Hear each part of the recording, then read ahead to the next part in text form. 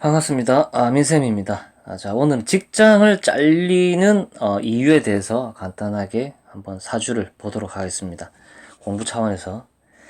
그 전에 토에 대해서 제가 잠깐 언급을 드릴게요. 이 토라는 것은, 종교시설도 되고, 조용한 곳도 뜻하기도 하고, 사찰이라든지 종교시설, 이런, 토속신앙이라든지, 이런 걸 뜻하는 글자들이죠. 근데 이 토가 너무 많으면은 그런 거에 관심도 많을 뿐더러 금일간인데 토가 많다. 그러면은 토에 의해서 매금이 되죠. 매금이 된다라는 것은 금일간들이 자기 존재 가치가 상실이 된다라는 의미가 있어요. 존재 가치가 상실이 된다라는 것은 내가 어떻게 살고 있는지 모르겠고 직장에서 일을 하더라도 표가 나질 않아요. 토다 매금이 된다라는 것은 그게 이제 금으로 태어난 사람들의 가장 큰 단점인데 지금 제가 오늘 설명드릴 사주도 이제 그럴 사주거든요. 굉장히 문제가 될 수가 있습니다. 일단 이분이 신금일간인데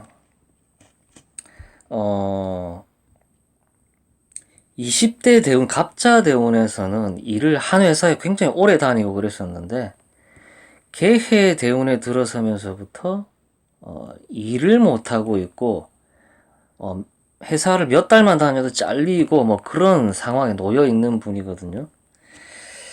그 상식적으로는 지금 이 대운에, 개해 대운에 왜 회사를 못 다니고 계속 사람들이 단식 판단으로 식상에 아래 위로 들어왔으니까 일 많이 하는 거 아니에요? 이렇게 물어볼 수가 있어요. 하지만 그게 아니고, 수다금침이 뭐냐면은, 제가 예를 들어서 내가 이제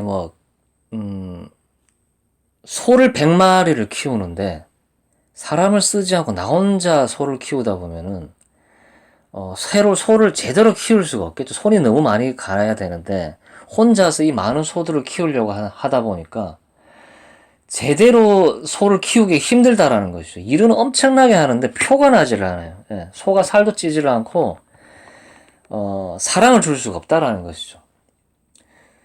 금생수로 일은 정말 많이 하는데 저 사람이 정말 일을 잘하고 있는지 표가 나질 않는다라는 거죠. 전문성이 떨어질 수가 있어요.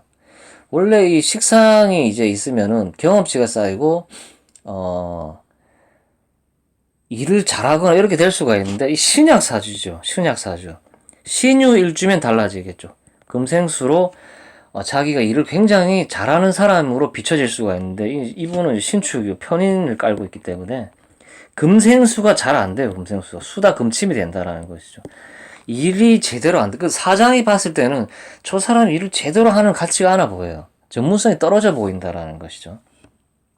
그렇기 때문에 계속 잘리는 것이죠. 근데 토도 많죠. 이렇게 보통 이렇게 축술미 삼형사를 이렇게 검색을 해보면 유튜브나 이런 막 설명이 많죠. 토가 많으면은 금이 약화가 되는 거. 뭔가 많다라는 것은 반대 것이 약화가 되거나 그 많은 걸로 인해서 뭔가 약화가 돼 있어요. 그렇기 때문에 축술배 사명을 볼 게 아니라 토다 매금을 봐야 되는. 토가 많다라는 것은 금이 약화가 된다라는 거기 때문에 축술배 사명이 어쩌고 저쩌고를 볼 게 아니라 금이 매금이 될 수 있는 형태를 하고 있구나라는 걸 봐야 된다라는 겁니다. 자, 그러면은 지금 이분이 임술대원으로 바뀌었어요. 임술대원. 정의인 들어오니까 공부 열심히 하고, 어쩌고, 상관. 임수가 와서 수국하러 이 불을 꺼버리겠죠. 현관이 사라지겠죠. 이게 뭐냐? 나의 브랜드 가치가 떨어진다. 사람이 관성이 없으면은 사회성이 결여가 될 경우가 있어요. 그런 식으로. 그러면 또 축술 및 사명살이 돼서 이렇게 무슨, 형을 맞아가지고 이 사람이 교통사고를 당하고 직장을 잘리고 그게 아니고 토다 매금이 되는 존재가치 상실. 사장이 이 사람을 이제 썼는데 내가 봤을 때 일하는 게 내 성에 차지 않는다라는 것이죠. 나는 열심히 하는데 열심히 하는 것처럼 안 보인다. 그러니까 이것저것 하는데 일을 하는 게 표가 나지 않는 사람들이 있어요. 그 사람들은 분명히 무슨 매금이 됐거나 그런 운에 와 있는 사람인 거예요. 그러니까 다른 사람과 비교가 되겠죠. 정말 분주하게 움직이는데 일을 하는 게 표가 나질 않는다라는 것이죠. 남들 세 개 할 때 이 사람은 한 개도 못 한다라는 거죠. 자, 근데 자기는 열심히 하는 거예요. 그런 식으로. 근데 이제 이분이 이제 철학관에서 그랬답니다. 내년에 이제 사업이러 가니까 직장운이 열리고 이제 이 사람은 승승장구한다. 근데 제 입장은 그렇죠. 화생토로 토가 강해질 뿐이다. 토다 매금만 될 것이다. 그냥 존재가치 상실이 되기 때문에 이런 사람은 어떻게 해야 되느냐. 그냥 매금이 된 것처럼 살아야 된다라는 거죠. 무슨 종교단체나 시설, 사찰, 조용한 곳 이런 곳에서 이제 돌을 닦는다라기보다는 사찰이나 이런 데서 액세서리 같은 거 파는 사람들 있죠. 그러면 토다 매금에 굉장히 부합된 직업이다라고 저는 판단이 되거든요. 이 사람이 조용한 곳에서 조용하게 이제 살아간다라는 거죠. 이런 식으로. 근데 번화가에서 무슨 카페 사업을 한다거나 뭐 사람들 많은 곳에서 이렇게 무슨 사업을 한다거나 이러면 망한다라는 것이죠.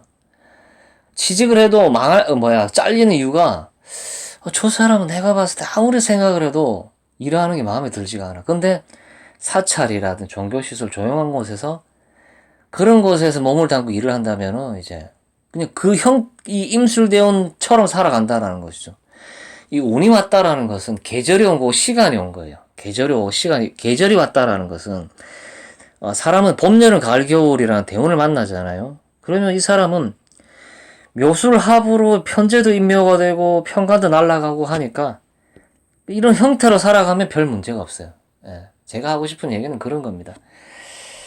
자, 어쨌든 오늘은 직장에서 잘리는 이유에 대해서 제가 설명을 드렸습니다. 그런 사주 형태를 하고 있는 사주를 가지고 제가 설명을 드렸습니다.